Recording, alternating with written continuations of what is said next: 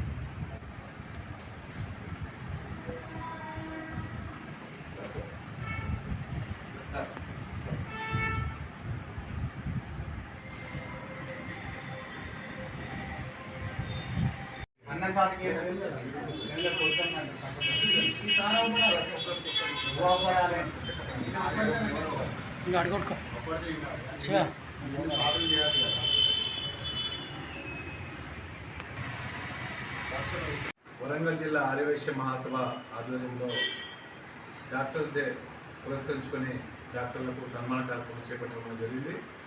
గత 5 సంవత్సరాల నుంచి ఆర్యవైశ్య మహాసభ ఆధ్వర్యంలో వరంగల్లో ఉండబడే వైశ్యులతో పాటు అనేక మంది డాక్టర్లను కూడా సన్మాన కార్యక్రమం చేపడతా ఉన్నాం. ఒక డాక్టర్స్ సన్మానమే కాకుండా సమాజంలో ఆర్యవైశ్యులతో పాటు కొంత ప్రముఖులు అనుకున్న వాళ్ళందరినీ కూడా అన్ని రంగాల్లో ఉండబడే వాళ్ళందరినీ కూడా సన్మాన కార్యక్రమం చేపట్టడం జరుగుతుంది. ఈరోజు అనేక రంగాల్లో పనిచేసే వాళ్ళంతా కూడా సేవా కార్యక్రమాలు అనేక రంగాల్లో చేస్తూ ఉన్నారు. ఆర్యవైశ్య మహాసభ కూడా అనేక కార్యక్రమాలు చేపడతా ఉన్నాం. కానీ ఎన్ని కార్యక్రమాలు చేపట్టినా ఈరోజు సమాజంలో డాక్టర్ వృత్తి కీలకమైంది. డాక్టర్ అనే వ్యక్తి ఈరోజు సమాజంలో మనిషిని బ్రతికించాలంటే డాక్టర్ తప్ప ఇంకోటి కాదు. దేవుడి తర్వాత దేవుడు అంటే డాక్టర్ అని చెప్పని గర్వంగా మనం చెప్పుకోవచ్చు.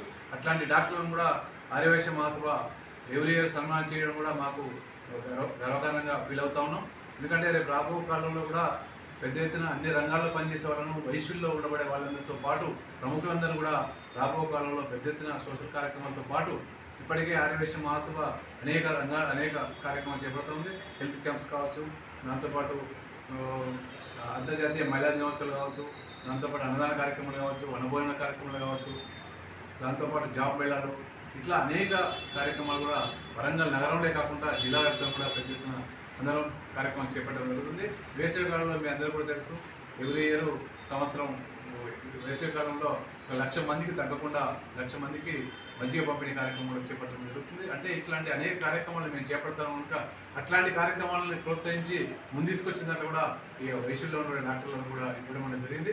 అట్లాంటి ప్రోత్సాహాన్ని తీసుకుని మేము కూడా ముందుకు పోతున్నాం. రేపు భవిష్యత్తులో కూడా ఈ కార్యక్రమాన్ని తీసుకుపోవడానికి డాక్టర్స్ సహాయ శాఖలు కూడా మాకు అందించాలని, రేపు రాబో కాలంలో ఎట్లాంటి క్యాంప్స్ పెట్టినా కూడా ఆ క్యాంప్స్ కూడా డాక్టర్స్ అందరూ కూడా పూర్తి సహాయ శాఖలు అందించాలని చెప్పడం కూడా విజ్ఞప్తి చేస్తూ మహాసభ విభాగం నుంచి కూడా ఈరోజు ఈ కార్యక్రమానికి అధ్యక్షత వహించిన ఈరోజు డాక్టర్స్ విభాగానికి సంబంధించి ఆర్యవైశ్య మహాసభ విభాగం చైర్మన్ డాక్టర్ రవీంద్ర గారికి, అదేవిధంగా కోశాధికారి గంధి శ్రీనివాస్ గుప్తాకి, దాంతోపాటు మహిళా విభాగం కోశాధికారి రాజమణి గారికి, ఇట్లాంటి అందరూ కూడా భవిష్యత్తులో ఇచ్చిన కార్యక్రమాలకు అందరూ కోల్పోవాలని చెప్పి విజ్ఞప్తి చేస్తూ సెలవు.